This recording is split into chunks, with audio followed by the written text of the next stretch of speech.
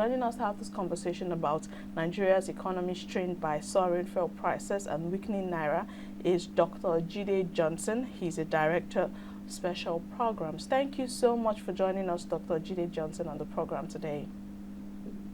Good morning to our viewers all over the world. Thank you for having me. It's our delight to have you. Now, we're talking about Nigeria's economy strained by soaring fuel prices and weakening Naira, which is very important to discuss at this point in time. But let's kick off with this. Why are the fuel prices still rising despite the removal of the NNPC as a middleman and commencement of the local refining? Since I was young, now I'm old, the major excuse that has been given over time is that when fuel subsidy is removed, we have constant supply of fuel, and then there won't be any queues and what have you. However, if you look at what has happened in the last 1 year, whereby we have seen an increase of more than 100% in pump price of petroleum products, the queues have also increased.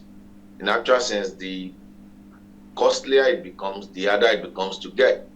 And then you begin to wonder, have they played on our intelligence over time with respect to what's the appropriate pricing for our petroleum products?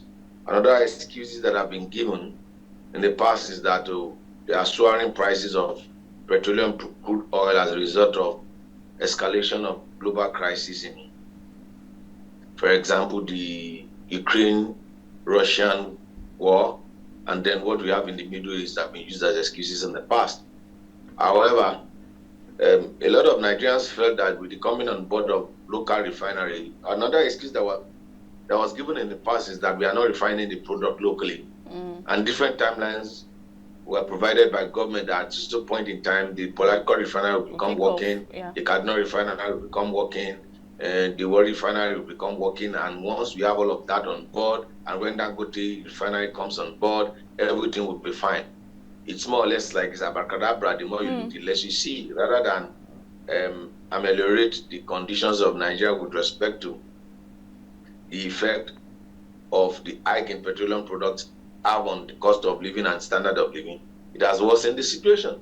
And it's like nobody really knows what is really happening concerning that particular sector. You recall the very first time we have NNPC coming out with a statement with respect to what would be the actual pricing was when Dangote was coming on board. And I said that until Dangote coming on board, NNPC never issued any statement with respect to what would be the pricing of petroleum product until there were hues and cries by Nigerians that they don't want NNPC to intervene in this particular matter, and that the independent marketers should be able to access this product from Dangote and the rest of it.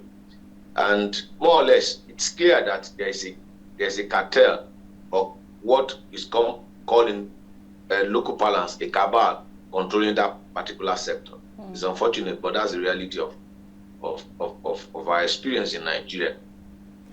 All right, thank you very much, Dr. Jide Johnson. So we cannot talk about crude oil without also talking about, the Naira, because, side by side, it kind of like helps each other. It fluctuates along with each other. So my question is, ever since the new central bank governor, Yemi Cardoso, took over, he's been trying so many policies, so many interventions, but what are the factors that have contributed? The Naira today to the dollar is 1,600 and above.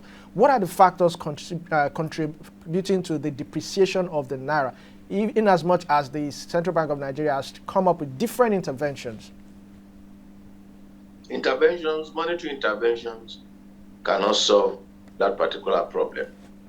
One, you need fiscal responsibility in terms of you don't need to run a deficit budget. We've run deficit budget for many, many years, and then that deficit has been financed through printing of money or borrowing of money from foreign countries. One, two, using the ways and means mechanism of the central bank to get loans, and three, printing money and injecting cash into the economy by printing money, which invariably dilutes the economy, does not solve the problem, it contributes to inflation, which above all weakens your currency compared to other currency at the global level, international trade. It's very clear that Nigerian economy is a service economy. It's not a manufacturing economy. You need to grow the manufacturing sector. You need to balance your import with your export. Your export needs to outgrow your import. And how do we do that? We need to strengthen the manufacturing sector. We are the manufacturing sector. I grew up in Ikeja area of Lagos, area which I still live. I remember Ikeja Industrial Estate. All you need to do is to go through those estates and see that that's turned to a ghost town. Or you talk about the Lukeju Industrial Estate, or you talk about the estate in Isolo Axis, or you can go on and on and on and on. What has happened to those manufacturing sectors? So if you look at the cross of the major campaign in America for the 2024 presidential election, it's about bringing back jobs to America. It's about bringing manufacturing jobs back to America. The question you ask is, what investment has successive government since 1999 made concerning the manufacturing sector? The industries are far gone.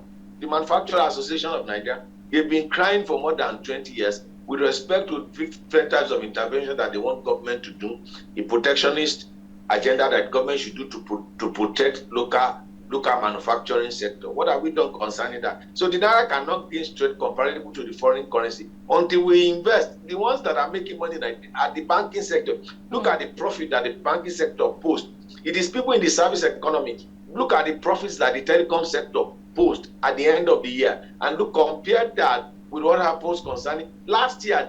Out of the 10 most viable brands in Nigeria, successful companies, 8 out of those brands were service sector. They were in the telecom sector and the banking sector. It tells you something is fundamentally wrong with the base with which our economy is based. So there's no magic one that anybody can do, and we make critical investment in the manufacturing sector. And this present administration and previous administration have not taken drastic steps to address this particular area, this particular important sector that is critical to the growth of the economy. What they do is that, they are traveling abroad to do for foreign investors. They've not created an enabling environment for local manufacturers of goods and services to thrive. And then you want the Naira to compare. Why was the Naira? The question you need to ask is, why was the Naira stronger than the dollar in the 70s, in the 80s, in the 60s? It was because Nigeria was a productive economy. At a point in time in our history, they were collecting Naira in the street. Naira was an international currency. If you have Naira in your hand, they will collect it to do trade anywhere in the world. So what happened? What were we doing right then that we are not doing? We invested heavily in agriculture. We were producing goods and services. We are producing food that is enough to feed us. Now we have to resort to importing food into our country.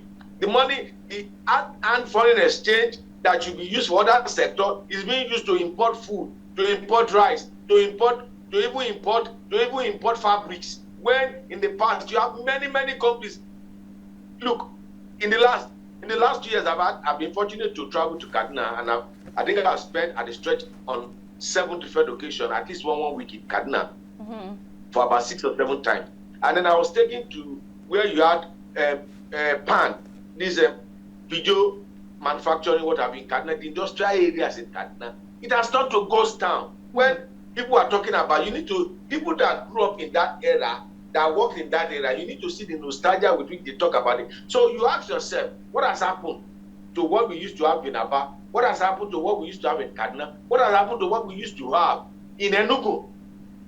That to Lagos. But all what the political class have done in the last 24 years is to pay lip service to the manufacturing sector, which is the sector that grows the economy. The service sector cannot grow the economy. Palliative cannot grow the economy. Investing money in the ABC of governance, which is infrastructure, cannot grow the economy. You need to incentivize the manufacturing sector. That's how you grow your economy. That's how you strengthen your currency. And if we don't do that, it is a vicious cycle. We come out of economic recession, we go into depression. From depression, we go into recession. Recession, we go. So the vicious cycle has been on and on until we go back to the drawing board and look at what we were doing in the 60s, in the 70s, and in the 80s that were thriving. I tell people this. You know those who are the richest people in the 70s and in the 60s? They were farmers. They were not politicians. They were not people who operate in banks and the rest of it. You know those that are richer now? They are people that are, it is not the real drivers of the economy that are the richer. It is those that are providing services. And that's fundamentally wrong with our economic system. Right. You know, we're talking about the Naira, the exchange rate, and all of that. We cannot have that conversation without talking about the impact this is having on businesses, which is actually visible. But we'd like to ask, how are businesses adjusting to the volatility in the exchange rate at the moment, and what are the implications of these for import-dependent industries, and how can they navigate through this? Now, all you just need to do is what are we seeing? We are seeing downsizing of company, or some we use right sizing of company. We are seeing a lot of small business. We said it over time. One, Nigeria is a monoproduct economy.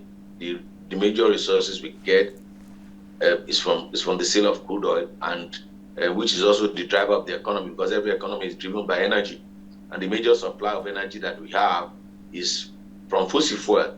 It's not even from energy from electricity, because it's not everybody that has electricity. Most small businesses are powered by diesel. They are powered by PMS. So invariably, once there is a corresponding increase in the price of those products, what do you think will happen? It will raise the cost of the business, and then what happens? It affects every other aspect of that business. And we have seen that for you to grow the economy, you need small and medium scale enterprise, which cushion the effect of providing employment for larger section of the society. Now we have seen unemployment being on the increase. We have seen a lot of Nigerians resorting to begging. We have seen you and I know quite all right that because they see you on the screen, they think you are a rich person. I can say this without a shadow of doubt, that I know you can't count the number of times the requests people have made from me, family, friends, acquaintances, and the rest of it, asking you for one palliative or the other. So you have a palliative economy. So the entire economy is affected because, one, the energy prices has been driven up, and because energy prices has been driven up, and our economy is not a thriving economy. As a result of that, Naira is not stable, comparable to other currency. That fluctuation in the value of Naira, in the exchange rate of Naira, definitely will affect every sector. Will affect every sector of the economy. And whether you like it or not, what's the standard of living? The standard of living has dropped. The cost of living has increased. All right, thank you very much. Still talking about the depreciation of the Naira. If you look at it, it's not just from this administration. If you look at former President Muhammadu Buhari, there was a time Naira was like about, to a dollar, was 300 Naira. And even before that, there was a time Naira was 150 Naira. So this decline has been happening from different administrations, which means certain administration did some things that held the Naira, and certain administrations did certain things that made the Naira fall. So, but at this rate, the Naira is declining. If nothing is done, what are the potential risks or consequences that would affect the economy? Well, the risk, they are apparent. It's very clear for everybody to see. They are apparent. It's clear. You don't even need any soothsayer to tell you what I spoke about. Some of the issues that will arise as a result of that. One, whether you like it or not, the unemployment rate will increase because a lot of organizations will have to right size or downsize completely. We have also seen the situation whereby the hours with which people go to the number of days that people go, even if the civil service, which the public service, which is the government, will ask workers to come to 5 days. Out of 5 days, they should come 3 days in a week. What happens to the 2 working days? You will see that the working days have been reduced. So the effect in the long run is that you have slowed down the growth of the economy because the working hours which you need to put in order to grow your economy has been reduced as a result of pressure, economic pressure in terms of cost of living and then the standard of living. And you don't need any rocket science to tell you that time is a convertible resource. And once time is not properly invested, you will not get the returns on it. One thing we can never recover back, can recover money, can never recover time. And so we've seen a lot of time being lost as a result of different kind of work schedule that has been developed over time. in some organizations, there are times in which they have to power their organizations. They have to power the organization. So within social period and social period, this is when we put on the generator when there's no light. And look, the consequences of government not addressing the issue of growing this economy, of building this economy on the manufacturing sector and not on the service sector, the consequence of it is that any government success, it will get, I don't want to be a prophet of doom, but it's a reality. We don't have to play pranks with Nigerians on this. If we don't address the issues, I can assure you that this economy will not grow. Things will get worse than what it is. Right. What it is now. Dr. Jide Johnson, just before we, let you go, this final question, as we wrap up, what role could increased foreign investments play in stabilizing the economy, and how can the government attract such investments under these current economic conditions? Charity begins at home. Government needs to make it. Look how did China grew from being a third world country to a major world power. They had a protectionist agenda. They cut off themselves from the world. The first law of success, first within, then without. Nobody can help you to grow your economy. You are the one that can grow your economy better than anybody. So I believe that what government needs to do is to incentivize local investors. When you incentivize local by deregulating, not bringing too many regulations, what we are seeing is that government is coming up with too many regulations to regulate different areas of business, which stifle economic growth. So what we need to do is to incentivize local investors. For example, if you are now, you could start a business. We could start a business and we do investment in that business, and that business grew over a period of 5 years. And then it's very clear for anybody outside to see that this particular business is growing. Then we can now invite foreign investors to come and partner with us in that regard. The best people that can grow your economy are your nationals, not foreigners. Even when foreigners come to grow your economy, what do they do to the money they make from your economy? They repatriate it back to their own country. So the best way is for government to look at how can we incentivize local investors. Look, since 1999, they've been looking for foreign investors. Have you ever seen the governor of any state in the United States of America coming to Nigeria to look for foreign investors? Have you ever seen any mayor of any city in the Western world coming to Africa saying that he's looking for investors? Have you ever seen? Look, one of the ways of even taking away our hard-earned foreign exchange is these foreign travels. If I were to be the president, I've said it over time, that if I were to be the president, I would say for the next 2 years, nobody, no governor, no president, no minister, except United Nations Conference, is traveling outside of Nigeria. What we are going to do is that we are going to sit down at home, look at ways in which we can grow our economy, save hard-earned foreign currency that we waste on foreign travel, and invest in critical sector, and then we grow this economy, then we'll now open up our country to other nations. Right. All these junketing and traveling and the rest of it will not grow your economy. Nobody can help you build your house, your family. Nobody can help you build your home. You are the only person that can build your home. So it's a wrong approach, and we'll be adopting this approach, and it's not working. You know what Zig Ziglar said? He said for you to continue to do the same thing, the same manner, the same way, and expect to get a different result is the beginning of insanity. So if you are going on the wrong track, progress means you turning back, going backward. Sometimes going forward does not mean progress, because if you are going on the wrong track, if you are going forward, you are not actually progressing, you are regressing. Right, very, very true. So we need to incentivize our